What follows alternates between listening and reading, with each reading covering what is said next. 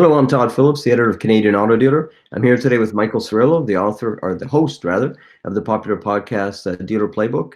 And Michael, in this time, I'm sure there's no specific playbook that exists for dealers, but what are you seeing? What are you hearing from your dealer community that you interact with about how they're responding to COVID?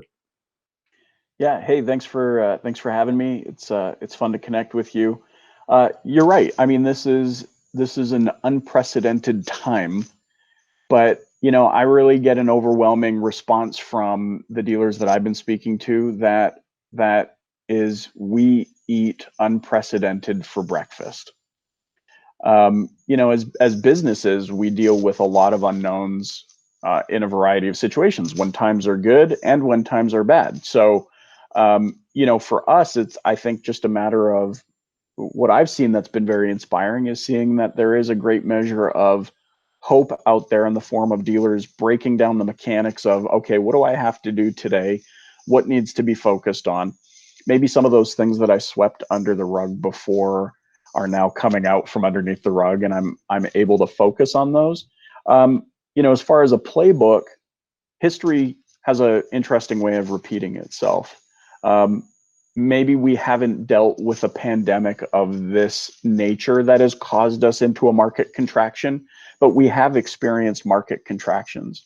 And so one of the things that's inspiring for me to observe is that we have a lot of second, third, fourth, maybe fifth generation dealership owners who have historical data of how their forebearers, previous generations, have dealt with market contractions. For example, I look at my own business.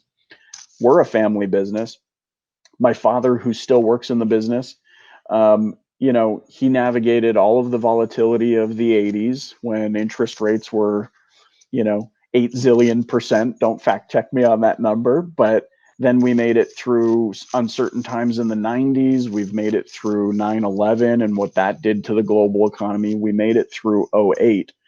And each time that we experienced a contraction, I remember '08. I think I was newly married, so I was dealing with that transition. And then everything in '08 started happening. And I remember my wife gave me like 72 hours to panic. She's like, after 72 hours, we got to figure something out. Um, and I'm grateful for that experience. And I know maybe those who might be experiencing something new in this market contraction or this unknown time might be freaking out a little bit. And I think first, that's okay. That's a normal human response as we try and find answers to uncertainty. But it's also important to know that though there are a lot of things out of your control, because history repeats itself and because we can learn from the wisdom of others, we can create some sort of actions that will help us make it through this. And, one of my mentors taught me years ago. I was in the Philippines. I lived in the Philippines. I did missionary work in the Philippines. I was there for a few years. And I'll never forget one of my mentors there looked at me and he said, today is the day that you get to decide who you want to be for the rest of your life. And that stuck with me. And I think in an experience like this, as businesses, as sales professionals, as leadership, whatever our role might be, maybe we're on the vendor side, whatever it might be, today, this experience, the ideas, the creativity, the innovation that can come from this does really determine what we look like as an organization and what we look like as individuals. And so there are a lot of unknowns, but there is still a lot in our control.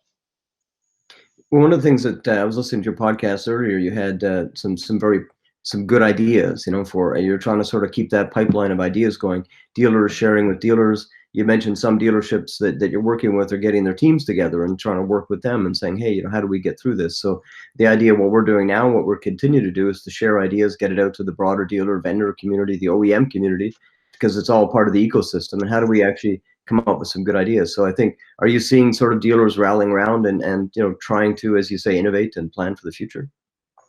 I think so. And I think it comes in the form of, the important thing, right? There's kind of two important things that I'm seeing. Realizing that time is actually on our side. That because we can't control that right now. There is uncertainty about what's going on. So time is on our side. Maybe we're at home, and we've got time to think.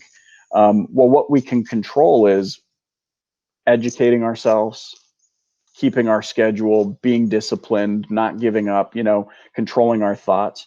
The second thing is that emotions can be the enemy, right? Like not letting emotions get in the way of our motions, and realizing that it's going to require some outside the box thinking. If you've only been accustomed to talking about yourself, now's the time to play that fictional scenario in your head where you walk into the bar, you see an attractive individual that you want to introduce yourself to. The last thing you're going to do is just talk about yourself for the next hour. That is not how you advance that relationship with somebody. You let them do all the talking. And fortunately for us, we can spark creativity and innovation by simply listening. Everybody's at home. They've got a lot of time on their hands. Customers are bearing their souls out on social media. And this is an opportunity for us to look at all of that, gather the data, and say, hey, what could we do to help provide relief, or help them, spend their time in a creative way, or be in front of them and capture their attention in a way that meets them where they're at, not where I hope they want to meet me at. So I think, there's times like this have a really unique way of squeezing innovation out of us, and I think we're going to see a lot of that in the retail auto industry. One of the things, it's a good comment. One of the things that we were talking about earlier was just the tone right now. Dealers are feeling the pressure, feeling the stress. You mentioned emotions, not just them, businesses. People are worried about their own teams, their own finances. As you mentioned, if they hadn't really prepared for a rainy day, there's a lot of financial pressure. But in this climate, though, the risk is that we don't talk about the solutions that we need to have, that we don't really address what were already some of the difficulties facing auto retail and things they ought to have done. Dealers aren't going to be in a mood to hear, I told you so, or nothing like that. So it's not really that kind of environment, but they are going to be really ripe, I think, for good, positive ideas about how to get through the short term, to get through this in the longer term. We're already part of a really major business transformation. So I think the appetite for those ideas are probably there. I think it's just to create a forum where people are actually receptive to it beyond the panic or the anxiety of the business pressures, right? Yeah. And you know what? And I would add to that, get your team involved. There's so much, there are many varying levels of life experience inside of your organization, and each of them are having ideas and thoughts. If you're a leader in a dealership, you need to understand your team, it can support you with ideas, with creativity, and you can support them by opening up the floor and encouraging them to share. I had an example from a dealer that I spoke with the other day, and she said, I'm surprisingly feeling calm.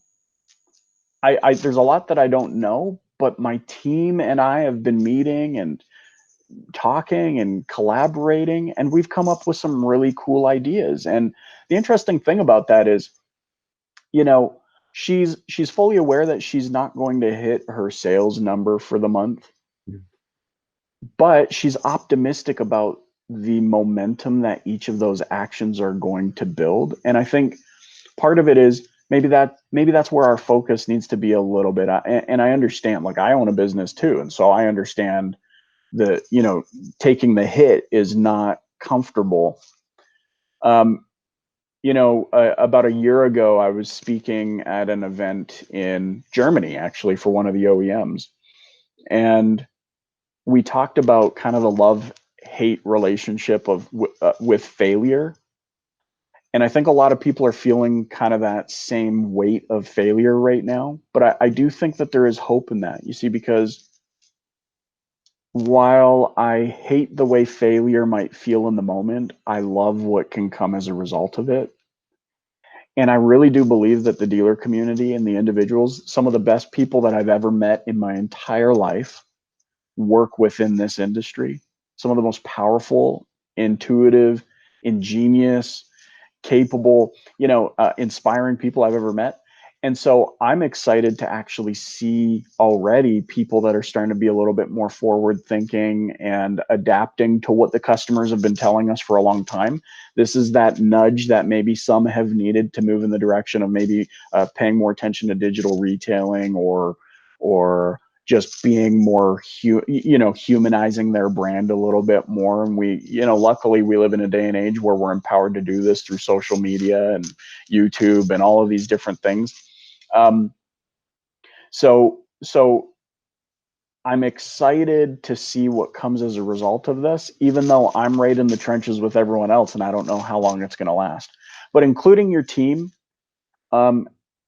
focusing on innovation. So in other words, when I made the statement about don't let your emotions get in the way of your motions, what I'm basically suggesting, one of the lessons that I learned in 08 and 09 was I can reallocate my energy. So the energy that I was spending on, panic or whatever, I could reallocate that energy to say, okay, what's in front of me and what can I do about it?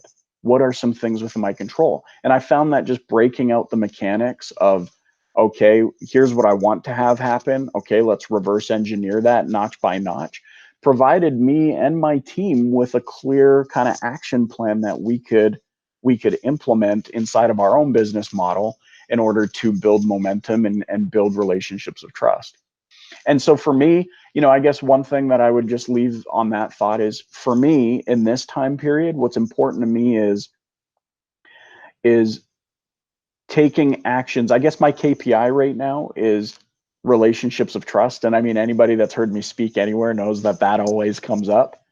However, I really believe that instead of maybe looking at things from a sales perspective, if we shift our mindset and look at it from did I take actions today that furthered a relationship with somebody?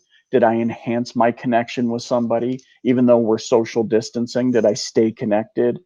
Did I reach them where they're at? Did I talk to them about the things they care about? Did I help them maybe in a way that has nothing to do with selling a car, but helps them as an individual? Because all of those things compounding are going to equate to a much stronger business model when people are able to leave their house. Well, that's a great segue there, because the connection we're making right here, Canadian Auto Dealer. I've met you many times at different events and heard you speak, but this is Canadian Auto Dealer and Dealer Playbook really collaborating right now to sort of share insights. And I hope during this pandemic and beyond, we'll still continue to touch base and speak to our respective audiences and share the ideas and best practices we have together. Because I think there's an audience out there that's listening for it. So thank you for Absolutely. today. Thank you. Really appreciate it. Thanks. Okay, signing off.